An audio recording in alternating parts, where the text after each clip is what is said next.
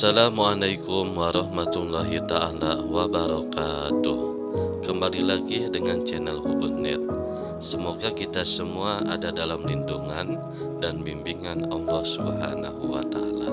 Mari sama-sama kita simak pecinta Kanjeng Nabi Muhammad Sallallahu Alaihi Wasallam. Semoga dengan kisah ini dapat menumbuhkan cinta kita kepada Nabi dan kita semua dipandang oleh Nabi kelak di hari akhir. Amin ya Allah ya Rabbal Alamin.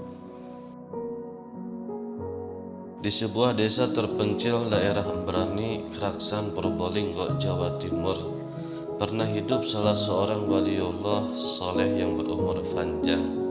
Ia adalah sosok waliullah yang bersahaja, sederhana, dan tak ingin disanjung, yang semasa hidupnya senantiasa menyeimbangkan antara ibadah hablum minallah dan hablum minannas. Sosok beliau dikenang orang sepanjang zaman. Keberadaannya merupakan berkah bagi kaum muslimin, terutama mereka yang berada di desa Embrani Kulon, tempat di mana ia tinggal dan menetap. Ia selalu dikunjungi bukan hanya para habaib, bahkan para ulama dan para pejabat negara pun juga datang kepadanya. Sosoknya benar-benar laksana Ka'bah yang tak pernah sepi dari orang-orang yang tawaf. Ia adalah Al-Habib Husain bin Hadi Al-Hamid. Semoga kita mendapatkan berkah darinya. Ada sebuah keistimewaan yang cukup unik, yaitu Al-Habib Husain termasuk seorang waliullah yang berumur panjang dan jauh dari berbagai penyakit yang melanda manusia pada umumnya.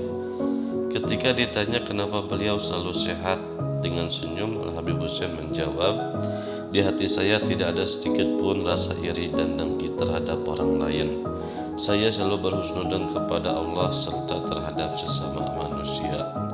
Di antaranya lagi kucip berumur panjang Al-Habib Husain adalah ia secara istiqomah mengerjakan sholat subuh secara berjamaah di masjid.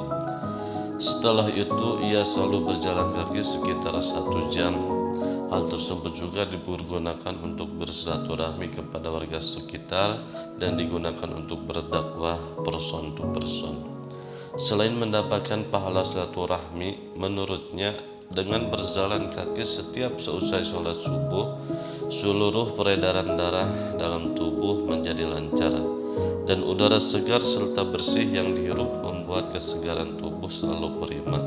Itulah salah satu keistimewaan waktu subuh. Pernah saat dalam sebuah perjalanan bersama para habaib lainnya dari berziarah ke makam Al-Habib Husain bin Abu Bakar Al-Idrus, saat di dalam kereta api Al-Habib Husain dipaksa untuk menyediakan tempat duduk oleh seorang pemuda yang kumal dan hanya memakai kaos oblong.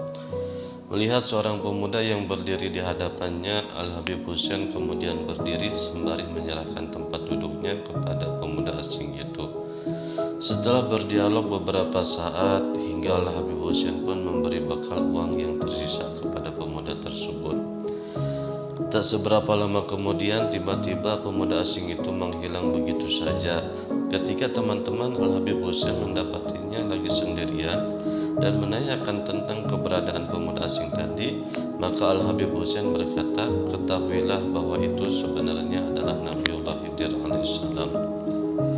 Para murid beliau yang pernah belajar di pondok pesantren Ahlus Sunnah wal Jamaah Embrani Kulon, serta para pecinta dan umat yang mengenal sosoknya sangat percaya bahwa makom kewalian Al-Habib Husain sangatlah tinggi dan mulia. Pernah dalam sebuah kesempatan salah seorang sahabatnya Al-Habib Ahmad bin Saleh Al-Haddad Situbondo bermunajat kepada Allah agar ditemukan dengan Sultanul Aulia Syekh Abdul Qadir Al-Jailani. Kemudian pada malam harinya ia bermimpi.